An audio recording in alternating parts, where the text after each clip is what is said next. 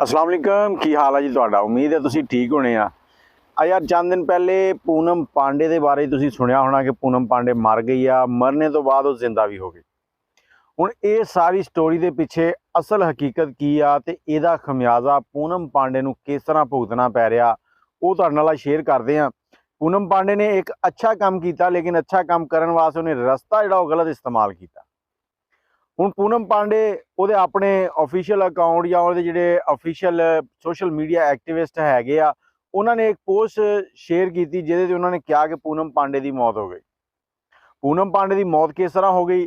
Cervical cancer ਨਾਲ ਹੀ ਤੁਹਾਨੂੰ ਦੱਸਦਾ ਜਾਵਾਂ 4 फरवरी ਸਰਵਾਈਕਲ ਕੈਂਸਰ ਦਾ ਆਲਮੀ ਦਿਨ ਸੀਗਾ। ਪਾਕਿਸਤਾਨ ਦੇ ਵਿੱਚ ਇਸ ਮੁਹਿੰਮ ਦੇ ਉੱਤੇ ਕਿਸੇ ਵੀ ਵਲਾਗਰ ਨੇ ਕੋਈ ਵੀਡੀਓ ਬਣਾ ਕੇ ਇਸ ਚੀਜ਼ ਨੂੰ उजागर नहीं किया कि ये की चीज़ आ, ये तो बचिया किस तरह जा सकता, इसका की मामला है।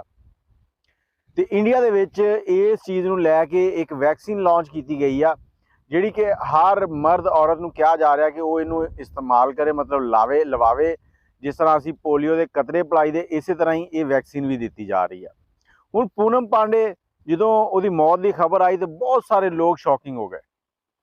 तुहानूं पता होना कि पूनम पांडे पहले एक वर्ल्ड कप हो रहा सी तो उदों भी उन्हें कहा सीगा कि अगर साडी टीम जित गई तो मैं यह काम करांगी, इस तरह करांगी, मतलब तो वो तुहानूं पता ही होना, तुसीं सुनिया ही होना पहले कि सस्ती शोहरत हासिल करने वाली ये पूनम पांडे इन्हें यह जिहड़ा तरीका इस्तेमाल किया, इहदे च लोगां नूं ते बड़ी अगाही मिल गई, लेकिन उहदे जिहड़े चाहण वाले आ उहदियां गल्लां ते हुण यकीन नहीं करदे।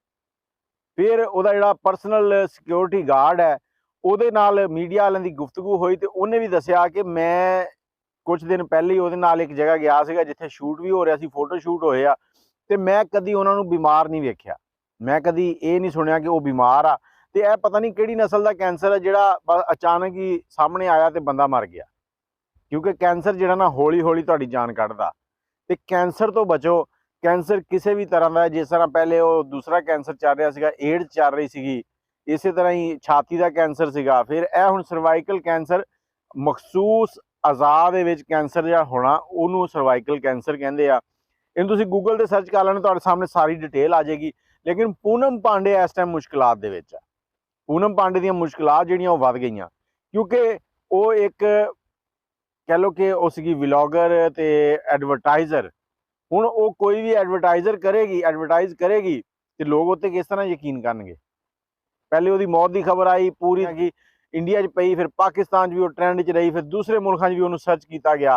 लेकिन ये एक फायदा हो गया कि लोगों को सर्वाइकल कैंसर का पता लग गया भी ये की चीज़ और क्यों होंदा। 4 फरवरी सर्वाइकल कैंसर का आलमी दिन सीगा जिन्हों कि मनाया जाता है, लेकिन साढ़े इत्थे पता ही नहीं सी की हुंदा। जिस तरह सानू फॉर्म 47 ते 45 का नहीं पता सीगा, वो भी एक मलंग जे बंदे ने दस्सिया। ते यह जिहड़ा सर्वाइकल कैंसर है ना, ये एक मलंगनी ने दस दिता सारिਆਂ ਨੂੰ कि इस तरह यह मामलात होंगे जो सर्वाइकल कैंसर होंदा ते इस बचना किस तरह। पूनम पांडे की कोशिश तो अच्छी सी, लेकिन तरीकाकार गलत सीगा, जिहदी वजह नाल उहदे जिहड़े चाहण वाले सीगे वो तो थोड़े जे वजन हो रहे आ। ते नाल ही सुनने च मिल रहा कि जिहड़ा उहदा सिक्योरिटी गार्ड सीगा उहने जिहड़ा बयान दिता ना, क्योंकि ये जो खबर आई है तो उहदे फैमिली दे नाल भी राबते कीते गए, फैमिली नूं मैसेजेस कीते गए, लेकिन फैमिली ने कोई रिप्लाई नहीं दिता। जिदा कि प्लैनिंग नाल सारा कुछ चल रहा सीगा ते लोगों ने यही समझा कि उन्होंने ओरिजिनल अकाउंट के उत्तों ये सारी इन्फॉर्मेशन आ रही है तो ये ठीक ही आ। लेकिन जो हुण उन्होंने दोबारा पोस्ट की कि मैं ये तो नहीं कह सकती कि ये किन्नियां औरतां सर्वाइकल कैंसर नाल मर चुकियां, लेकिन मैं जिंदा वां, उन्हें अपने जिंदा होने की खबर दे दी। लोग शौक भी होए भी ये होया की आ, लेकिन नाल ही उन्होंने ये भी सवाल खड़े किए कि यार यह झूठ बोलने की किहड़ी लोड़ सी।